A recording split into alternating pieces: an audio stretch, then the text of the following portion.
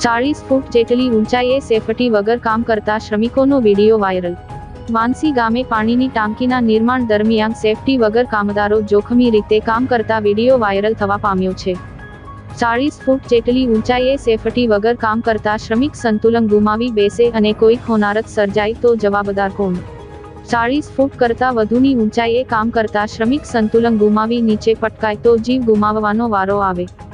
વાગરા તાલુકાના વાંસી ગામે સેફટી સાધનો વિના 40 ફૂટ કરતાં વધારે ઊંચાઈએ કામ કરતા શ્રમિકોના જીવ જોખમમાં મૂકી કામ કરતા નજરે જોઈ શકાય છે। પાણીની ટાંકીના નવનિર્માણ દરમિયાન કેમેરે કેદ વિડીયો સોશિયલ મીડિયામાં વાયરલ થયો છે।